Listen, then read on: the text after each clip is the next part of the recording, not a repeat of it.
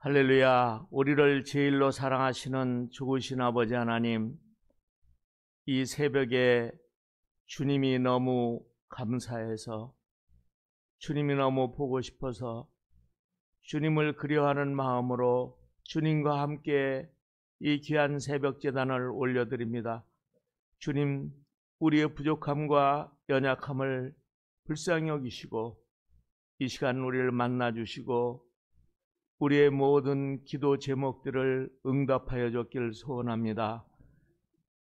오늘 말씀이신 하나님의 말씀의 놀라운 능력이 우리 가운데 큰 은혜로 우리의 가슴을 저미게 하옵시고, 말씀을 순종하는 귀한 겸손의 마음들이 우러나서 가정을, 교회를, 우리 모든 이웃들을 행복하게 하는 귀한 우리 권속들 되게 축복하여 주옵소서.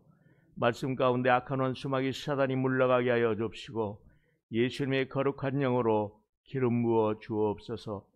우리를 제일로 사랑하시는 우리 주님 예수 그리스도의 이름으로 기도하옵나이다. 아멘. 할렐루야. 반갑습니다. 제가 몇 년 전에, 꽤 오래된 것 같아요. 몇 년 전에 여기서 여기가 본당이 아니죠? 그렇죠. 네, 제가 설교를 했던 적이 있습니다. 저는 베트남에 간 지가 지금 27년 되었습니다. 아주 오래됐죠.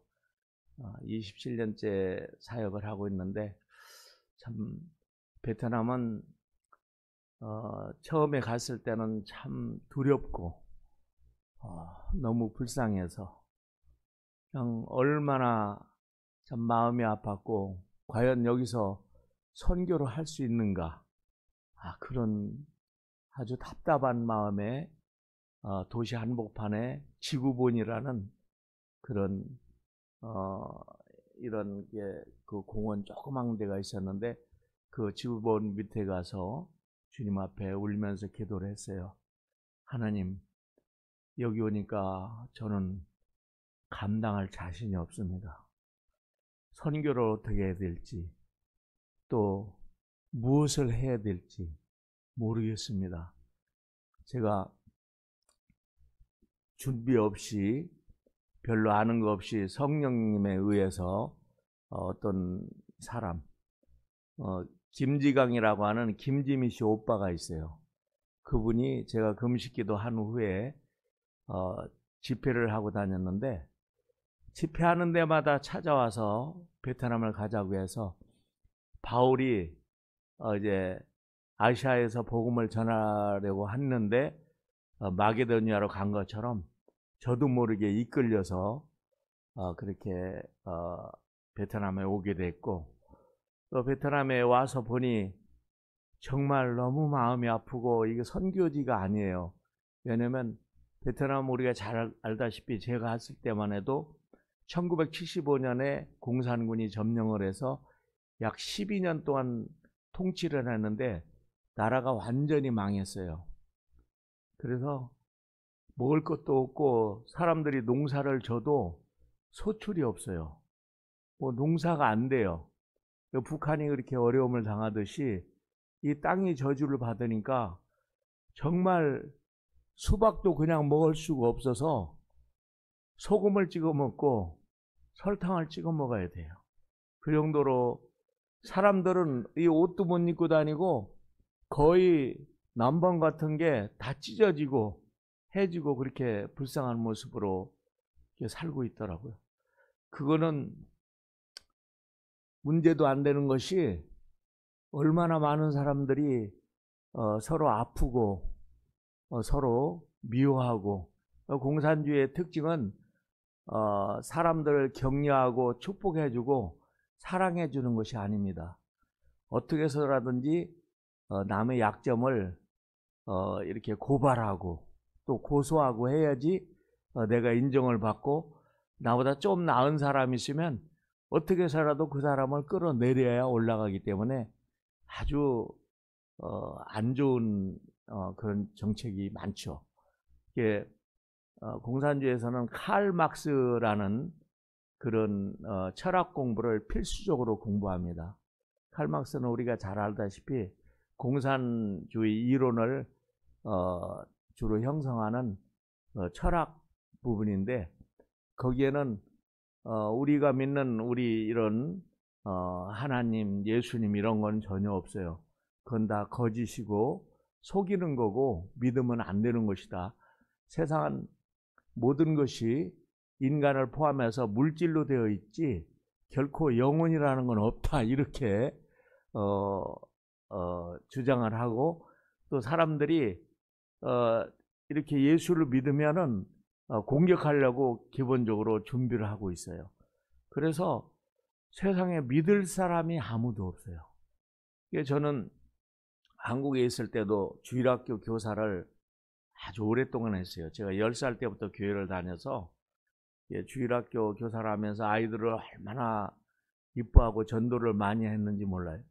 우리가 교회 그 아동부 부장을 제가 했었는데, 아동부 부장을 할 때 300명을 받아가지고 2년 만에 1300명으로 부흥을 시킨 적이 있어요. 아주 좀 굉장히 유명한 교회였는데 그때는 우리가 일주일에 어떤 선생님들은 100명씩 전도도 하고 그랬어요. 그런데 우리가 주로 전도할 때 쓰는 그 낚시로 말하면 낚시밥 같은 게 있는데 그게 바로 사탕이거든요. 그래서 가방에다가 사탕을 옛날에 뭐 누가라든지 뭐 제가 기억도 잘 안 나지만 하여간 애들이 좋아하는 거 잔뜩 넣어가지고 다니면서 공원에서 이제 예수님 얘기도 해주고 다윗 얘기도 해주고 그렇게 천국 얘기도 하고, 누가복음 16장에 부자와 나사로 얘기해서 부자가 지옥에 갔는데 그곳은 영원히 꺼지지 않는 불에 사람이 지글지글 타고 벌레들이 물고 이러면 애들이 막 울어요. 그런데 문제없다고, 예수 믿으면 다 천국으로 나사로처럼 가서 너무 행복하게 살 수 있다 그러면 애들이 환해져요. 그래서 사탕을 주고 천국을 가기 위해서는 예수를 믿어야 되는데 예수 믿으려면 이제 교회로 와라, 이렇게 전도를 하고 다녔는데,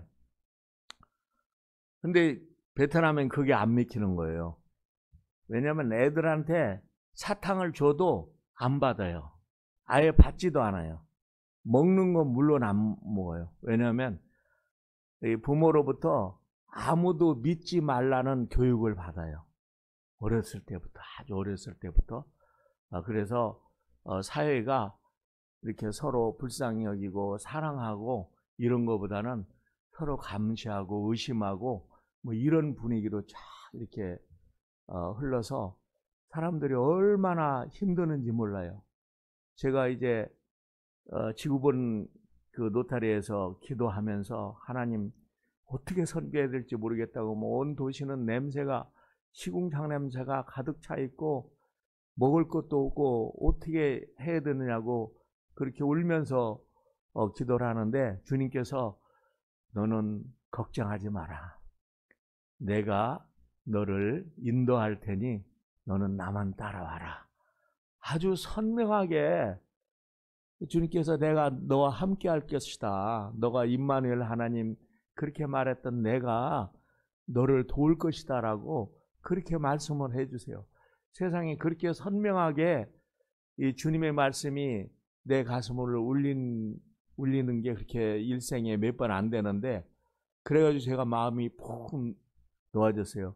세상에 창조주 하나님이 함께 하시겠다고, 창조주 하나님이 나를 인도해 주시겠다고 하는데 그보다 더 큰 백이 어디 있어요? 그보다 더 큰 참 감동이 어디 있어요? 그래서 막 눈물을 흘리면서 그렇게 하겠습니다 하고 이제 사역을 시작을 했어요. 근데 우리 그 사역지에 그 젊은 사람들이 굉장히 많습니다. 지금도 젊은 사람들이 한 70% 돼요.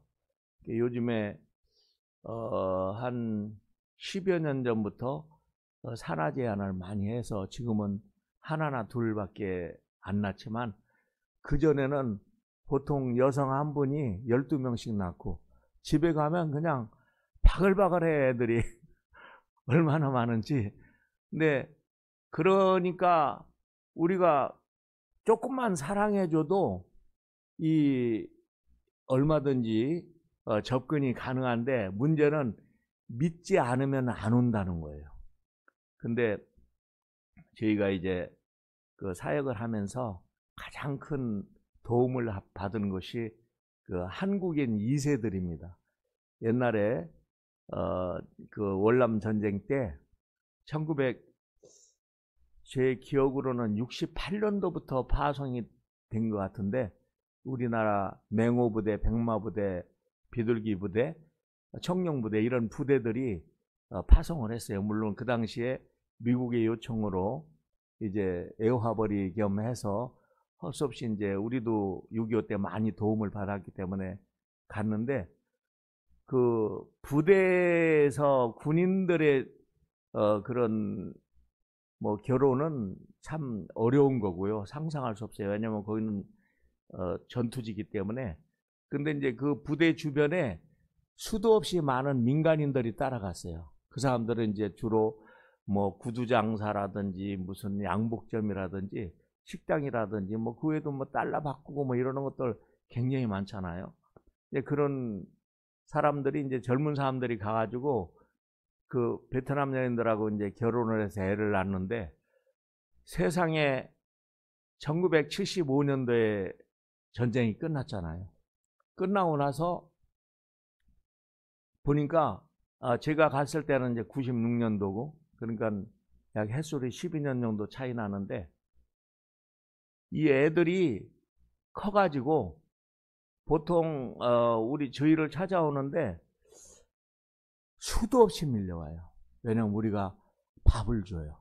우리 집사람이 밥퍼 사역을 했어요. 뭐 안 할 수가 없어요. 굶어가지고 전부 다 허리가 요만하고, 뭐 그 당시에, 지금은 베트남 사람들이 굉장히 많이 키도 커지고 그랬지만 그때만 해도 왜소해요. 손으로 이렇게 잡으면은 흐물흐물해요, 사람이. 근데 밥을 못 먹어요. 보통 뭐 사흘 굶는 건 보통이고.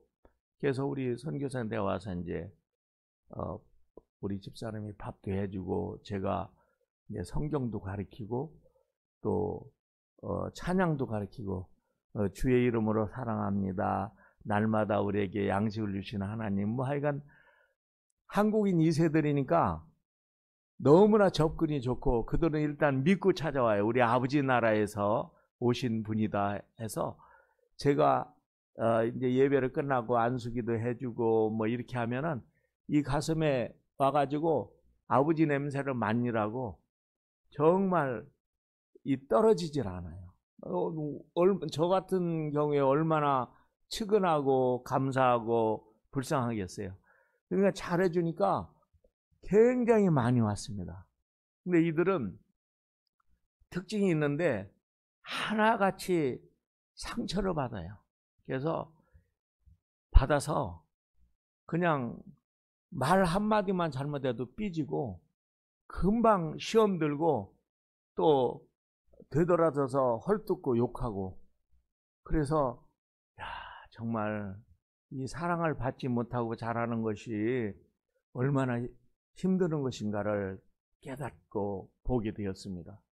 우리 사람은 이 밥을 먹고 사는 게 아니라 사실은 하나님의 말씀을 먹고 또 사랑을 먹고 살아야 그 사람이 이렇게 넉넉한 그런 무엇이든지 이렇게 받아줄 수 있는 큰 사람으로 살 수 있는데, 계속 욕만 먹고 사랑을 받지 못하면 참 너무 작아요. 조그만 말 한마디만 해도 시험 들고 삐지고. 제가 막 쫓아다니면서 회사 같은 데에다가 이렇게 취직을 시켜놓으면 뭐합니까? 죽으라고 이제 공장 같은 데 이렇게 취직을 시켜놓으면 한 달 안 되면 다 나와요.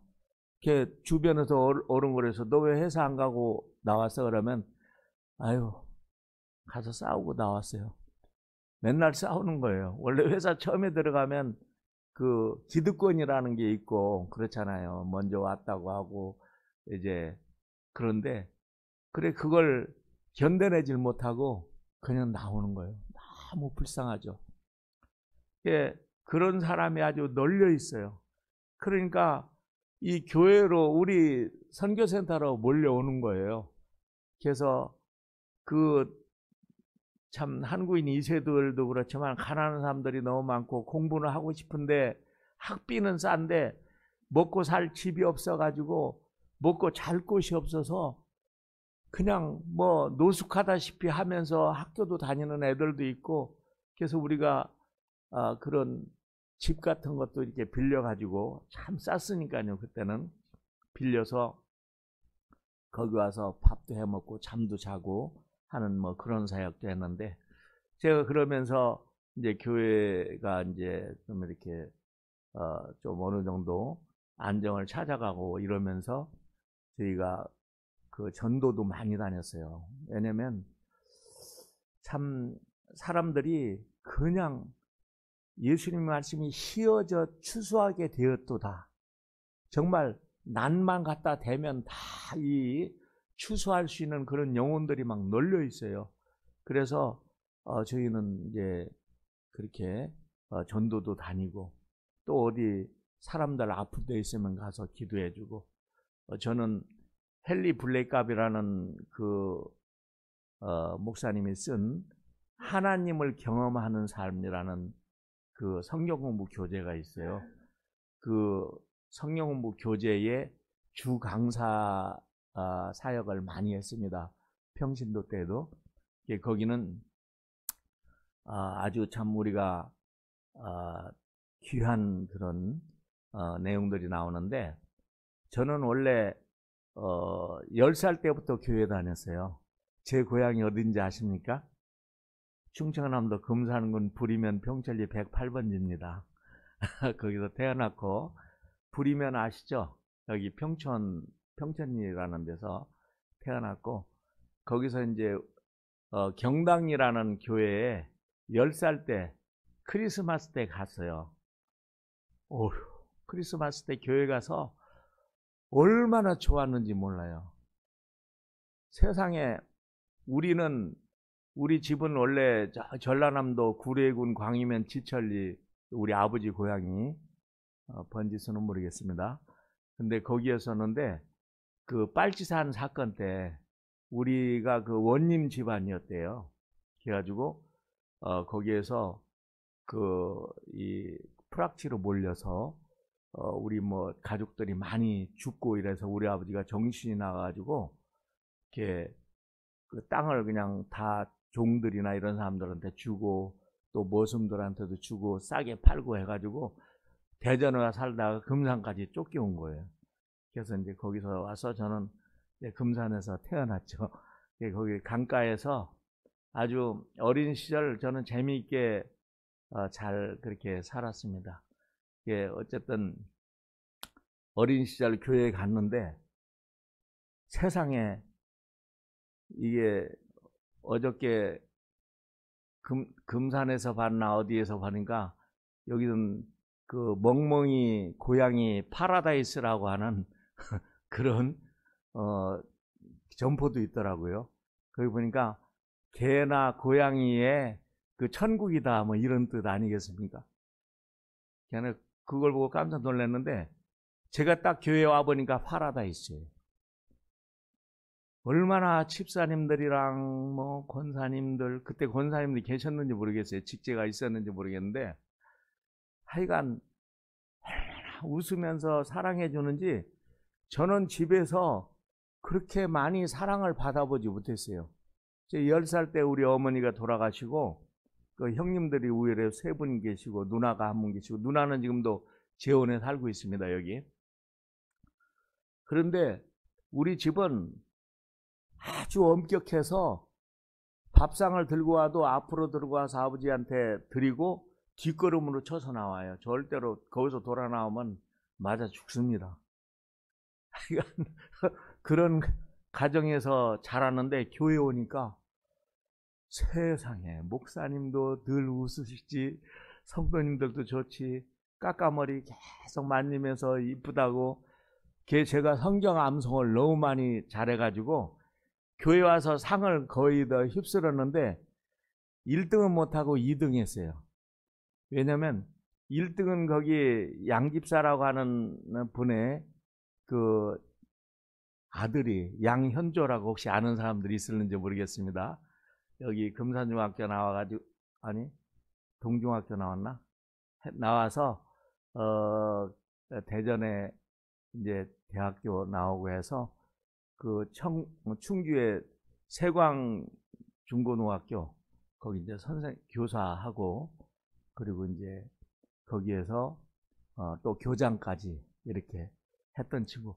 바로 그 친구가 저를 교회로 데려간 거예요. 근데 제가 학교에서는 항상 1등을 했는데 교회 가면 아무리 해도 2등밖에 안 돼, 걔 때문에. 제가 참 부러웠습니다. 제가 기도할 때 하나님, 저도 이렇게 부모님이 예수를 믿었으면 참 좋았을 텐데 어떻게 잘 안 되네요. 그리고 목사님이 말씀하실 때 아주 눈이 떨어지게 쳐다보고 배우고 그 스터디하는 습관이 있어서 아주 열심히 잘했어요. 그리고 목사님이 시키는 대로 했어요. 그러니까 제가 핍박을 엄청 많이 받았습니다. 우리 제사가 엄청 많아요. 1년에 뭐 돼지는 일부러 제사 때 쓰려고 한 마리씩 키우고요. 이게 많은데 제사를 지내면은 저는 남자기 때문에 아버지 그다음에 형들하고 그다음에 맨 밑에 제가 앉는데 저는 절대로 절을 안 해요. 왜냐면 교회에서 절을 하지 말라고 시켰잖아요, 목사님이. 그러고 뭐 하냐면 무릎을 딱 꿇고 이 귀신아 묶음을 놓고 떠나갈 자다. 이러고 어린 녀석이. 그러니까 제삿날이 되면 바로 저의 제삿날이 되는 겁니다. 저는 형들한테 엄청 많이 맞았어요. 또 여기서 어린 시절에 교회를 그렇게 열심히 다니니까 농촌이 얼마나 바빠요. 힘들잖아. 주일날 좀 학교 안 가면 좀 와서 도와주라고 그렇게 부탁을 하는데 저는 죽어도 교회는 가야 된다고 교회를 가는 거예요. 교회 가면 또 친구들하고 몰려서 또 여기 도랑에 가서 또 고기도 잡고 놀다가 저녁에 오면은 그냥 뭐 우리 작은 형님은 저하고 나이 차이가 거의 뭐 한 10몇 년, 거의 한 20년 가까이 차이 나는데 저를 들어가지고 걸음자리로 던져버리면 제가 거꾸로 꽂혀가지고 숨을 못 쉬고 죽을 뻔한 적도 있어요. 그 걸음자리 알죠? 그 소똥 같은 거, 돼지똥 같은 거 이렇게 모아놓은데 세상에 그렇게 핍박을 받으면서 이제 예수를 믿었는데 교회가 그렇게 좋은 거예요. 그래서 제가 결심했습니다. 어렸을 때부터 나는 평생 예수님을 믿고 교회를 잘 다닐 거다. 예. 그리고 목사님이 시키는 대로 그대로 할 거다. 그리고 잘 다녔어요. 물론 청년 때는 좀 그랬지만 어쨌든 그 베트남에서 이렇게 사역을 하는데 정말 먹을 것도 없고 가난하고 정말 돈도 없고 저도 후원이 별로 없었어요. 아무 없었는데도 그래도 최선을 다해서 뭐 열심히 하는데 이제 나중에는 전도팀까지 모아서 우리가 이제 오토바이를 타고 주로 전도를 다녔는데 빌롱이라는 곳에 전도를 하러 갔습니다. 근데 빌롱에서 강가에 어떤 청년이 아주 시무룩하게 앉아가지고 있는 모습을 보고 우리 커피 한잔 하자고. 나 한국 사람인데 그랬더니 딱 보는데 딴 사람 같으면 네 하고 깜짝 놀라서 일어나가지고 따라오거든요. 안 따라와요. 그래서 수심이 가득해 보여서 내가 손을 이끌면서 가자고 해서 이제 가까운데 녹할 그 길거리 커피 파는 데로 가서 이제 커피를 사주면서 나는 사실 목사인데 이렇게 형제에게 구원의 소식을 전하려고 왔다. 이게 우리가 참 살면서 참 이게 여기 형제는 잘 모르겠지만 국가적으로 이 가정적으로 이 사회적으로 굉장히 어렵고 이렇게 참 가난하고 먹을 것도 없고 그리고 그렇다고 해서 우리가 사랑을 배우는 것도 아니고 참 힘들게 살고 있는데 우리를 진짜 사랑하고 자기 목숨을 주신 분이 계시는데 그분이 바로 예수님이다. 그분을 믿으면 아마 새로운 세계가 열리고 형제의 마음 속에, 형제의 영혼 속에 감사와 기쁨이 넘칠 것이다. 이렇게 간단하게 복음을 전하는데 막 눈물을 펑펑펑 흘리는 거예요. 그리고 나를 쳐다보는 거예요. 근데 베트남 사람들이 눈이 참 이뻐요.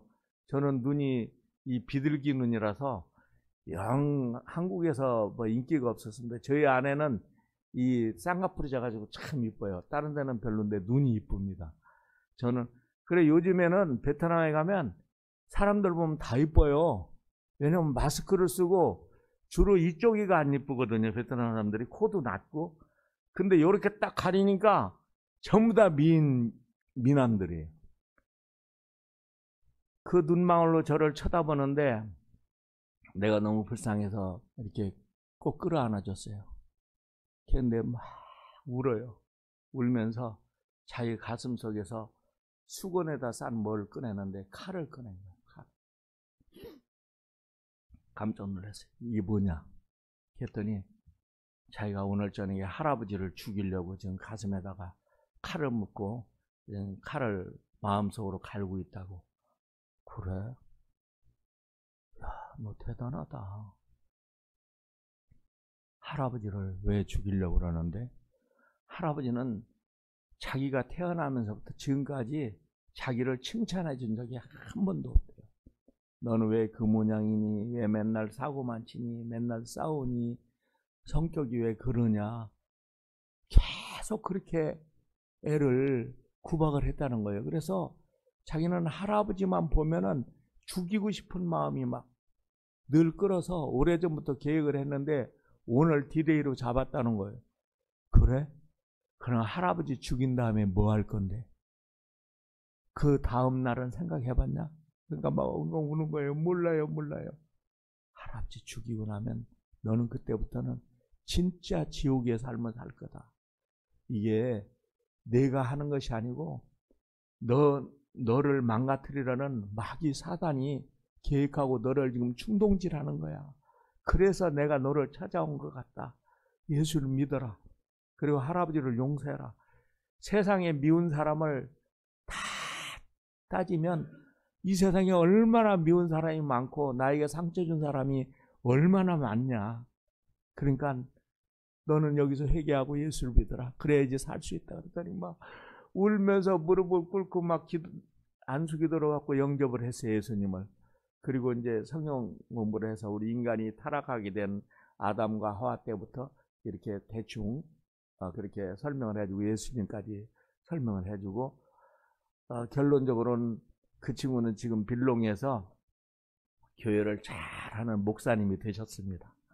예, 지금도 우리 교단 대회를 하고 그러면은 저 먼 데서도 저를 보면 막 쫓아와서 얼굴을 부비고 그러는데 얘가 조금 이렇게 깔끔하지 못해서 수염이 굉장히 많은데 제가 아주 엄청 따갑습니다. 얼굴이. 그래도 그렇게 반갑고 대견스럽고 그렇습니다. 오늘 우리가 읽은 본문 말씀은 간단하게 설명을 해드리겠습니다. 어떤 율법사가 일어나서 예수님을 시험합니다. 이게 저는 지금 우리 신학교를 세워서 교수를 하고 있어요. 아주 오랫동안. 어저께도 온라인으로 줌으로 이제 강의를 했는데 학생들 중에서 자기가 알면서 시험에서 질문하는 사람들이 제일 좀 안 돼 보여요. 왜냐면 상처가 많고 고정관념이 너무 커서 그런 사람들인데 여기는 율법사가 시험을 하니까 율법사는 지금으로 말하면 대학교 교수입니다. 신학대학교 교수예요. 율법을 잘하는 사람인데 뭐라고 묻냐면 선생님이요. 내가 어떻게 하여야 영생을 얻으리까? 그렇게 물어요. 질문이 예수님이 가르치는 거하고는 전혀 달라요. 예수님은 하나님의 은혜를 너희가 감사하고 하나님 안에 들어오면 하나님의 뜻대로 너희가 살게 되고 그래서 너희는 구원을 받는다 이런 거거든요. 근데 이 사람은 무엇을 해야 영생을 얻으리까라고 그 영생이라는 대명제 앞에서 자기 나름대로의 그런 틀을 가지고 이제 질문을 하는 겁니다. 그러니까 이게 잘못됐죠.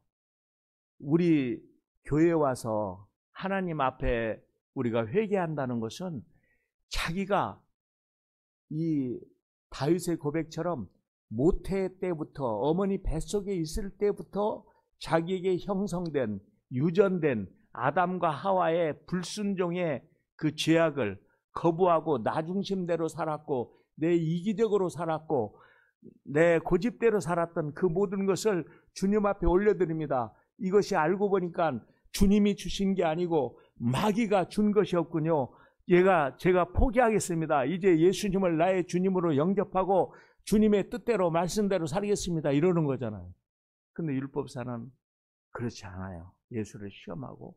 그래서 그럼 율법에 뭐라고 써있냐고 물어보니까 우리가 잘 알다시피 하나님을 사랑하고 이웃을 내 몸과 같이 사랑하라고 써있습니다. 그러니까 예수님이 너도 이같이 행하라 그렇게 말씀하셨어요. 그러니까 이 사람이 또 거기서 한 걸음 더 나가서 자기를 옳게 보이려고 그러면 내 이웃이 누구입니까? 라고 질문을 해요. 그러니까 예수님이 뭐라고 말씀하시면 어떤 사람이 예루살렘에서 여리고로 내려가는 도중에 강도를 만나는데 그 강도가 거반 죽게 된 거를 길거리에다 방치해 놓고 그냥 갔더라. 그래서 잠시 후에 제사장이 그 앞을 지나가다가 보고 저 사람이 죽었는지 죽으려고 하는 건지 모르겠네. 에이 부정하다. 가자. 그래서 그 앞을 지나갔습니다. 여러분 이스라엘 사람들이 성경을 그렇게 열심히 보고 배웠지만 예수님을 알아보지 못하고 예수님을 참남한 하나님을 사칭한 그런 이단으로 봤기 때문에 십자가에 못 박아 죽였죠. 세상에 강도는 놔주고 예수님을 십자가에 못 박았습니다. 왜냐하면 그들의 고정관념과 그들의 악한 생각 때문에 그렇게 정확하게 볼 수 없었던 거죠. 이 제사장은 그들을 이끌고 있는 우두머리 지도자였습니다. 그래서 성경을 보면 예수님을 십자가에 못 박을 때도 제사장이 중심이 돼가지고 그렇게 고발을 하고 그렇게 했던 것을 우리가 알 수 있죠. 그 다음에 율법사가 레위인이 지나갔죠. 그 앞을 또 지나가서 지나가는데 그 사람도 역시 마찬가지로 그렇게 지나갔습니다. 그래서 참 이 사람은 어떻게 대항할 수 없는 그런 현상에서 정말 고통받고 있었는데 사마리아인이 나타납니다. 이 사마리아인은 우리가 잘 알다시피 그 당시 유대 사회에 혼혈적으로 아주 계급적으로나 이 사회적 지위로 보면 아주 천한 사람으로 그렇게 낙인 찍혀 있는 사람인데 여행을 하는 중에 그 사람을 보고 깜짝 놀라서 이제 그 사람에게 다가와서 포도주를 상처에 붓고 또 싸매주고 자기 짐승에다가 태워서 이제 주막에 데려다가 주고 그 주막 주인한테 이 사람을 의원을 불러다가 이렇게 잘 좀 칠해주라고 돈을 주고 그래서 그 사람은 구원을 받게 됩니다. 그러니까 예수님이 내 생각에 이 강도 맞은 사람들 옆을 지나가는 세 사람 중에 누가 진짜 이웃이 되겠느냐 그러니까 뭐라고 대답해요? 그 자비를 베푼 사람이 이웃입니다. 그러니까 예수님이 너도 이같이 행하라 그렇게 말씀을 하십니다.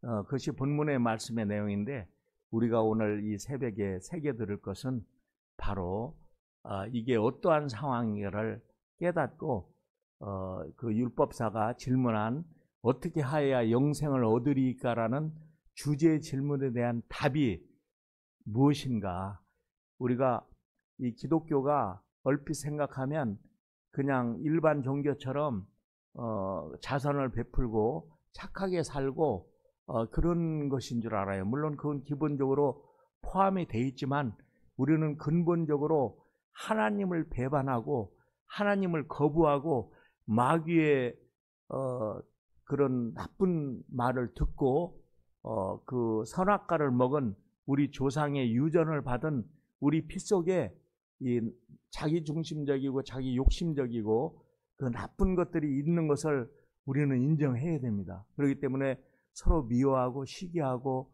여러분들 저도 손녀 손자가 있지만은 이 아이들 정말 치열하게 싸워요. 뭐 먹을 거 요만한 거 하고 장난감 하나 가지고도 목숨을 걸고 싸웁니다. 막 던지고 때리고.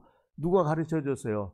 우리는 사랑하는 것밖에 가르쳐 준 게 없는데 그렇게 본질적으로 그렇게 살잖아요. 점점 크면서 이렇게 이제 사람이 만들어주고, 정말 이 교회나 하나님 말씀이 우리 인생을 얼마나 많이 바꾸는지 모릅니다.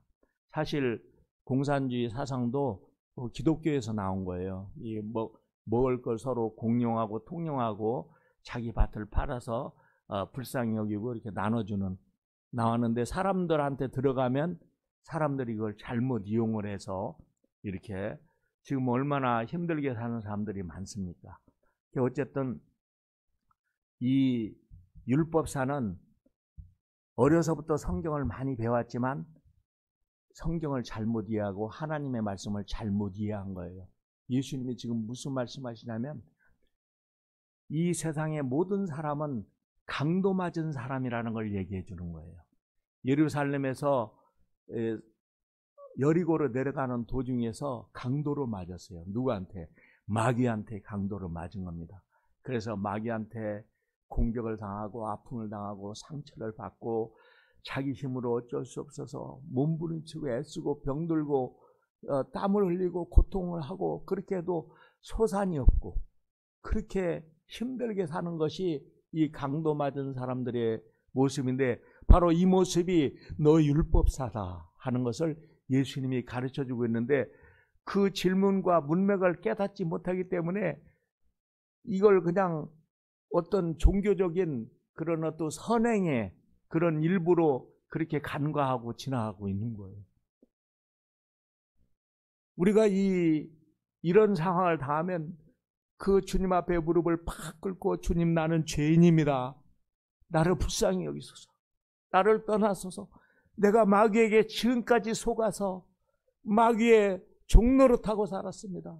이제 마귀를 거부하고 우리 주님 예수님을 믿고 따르겠습니다. 이 사마리아 사람은 당시에 참 무시당하고 천대당하고 했던 예수님을 말씀하는 거예요. 그렇지만 예수님은 기름으로 우리의 상처를 부어주시고 우리를 사랑해주고 심지어 우리의 죄의 문제를 해결하기 위해서 십자가에 못 박혀 돌아가신 것입니다. 여러분, 이 율법사는 그걸 깨닫지 못하고 다른 종교처럼 말이죠. 지금 이슬람이나 뭐 불교나 다른 종교처럼 그렇게 동정심이나 그런 거 그 정도로 이제 예수님을 이해하고 했기 때문에 더군다나 하나님을 사칭했다고 해서 고발하고 제사장과 율법사들과 레위인들이 합심해서 예수님을 십자가에 못 박힌 거 아닙니까?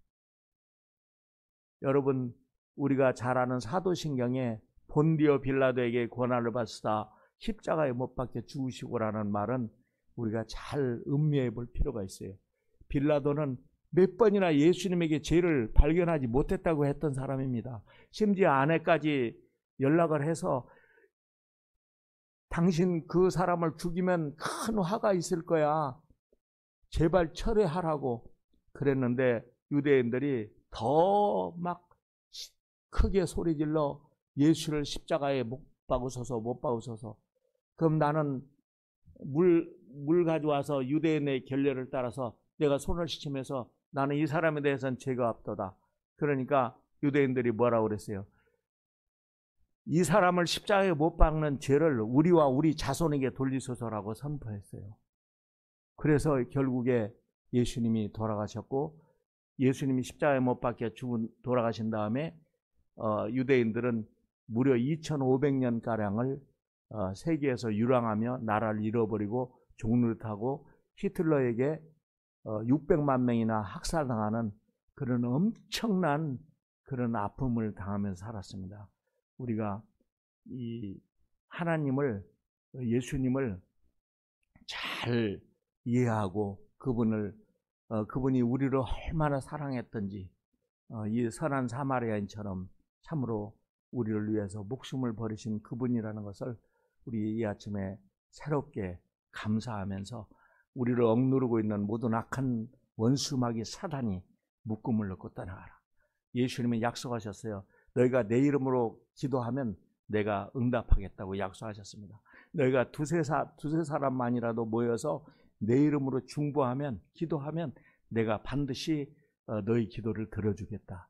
우리 아침에 주님 앞에 정말 이 구원의 자리에 앉아있는 이 귀하고 귀한 여러분들이 하나님 앞에 감사하면서 하나님 내게 눈을 열어주셔서 내가 참으로 마귀에게 이렇게 어려움을 당하고 나도 모르게 우리 가족들에게 상처를 주고 내 친구들에게도 상처를 주고 정말 조그만 거 하나도 용서를 하지 못하고 조그만 거 나에게는 큰 거지만 하나님이 볼 때는 아무것도 아닌 거예요. 용서를 할 때는 70번을 7번씩이나 490번 그건 이제 최대의 치를 말하는 겁니다. 용서하라고 주님 말씀하셨는데 조그만 것도 용서 못하고 내 스스로 지옥의 삶을 사는 경우가 얼마나 많아요. 이거는 하나님 나라의 그 방법이 아니죠. 우리는 하나님을 믿는 순간 예수 그리스도의 영이 우리 안에 들어오시기 때문에 우리는 하나님처럼 큰 사람에 대해서 누구든지 용납할 수 있게 되는 것입니다. 하나님 나를 회복시켜 주옵시고 하나님 내가 선한 목자이신 우리 예수님을 모시고 예수님과 더불어 오늘도 승리하고 내일도 승리하며 하나님께 감사할 수 있도록 하여 주옵소서. 우리 주여 삼창하면서 한번 기도하겠습니다.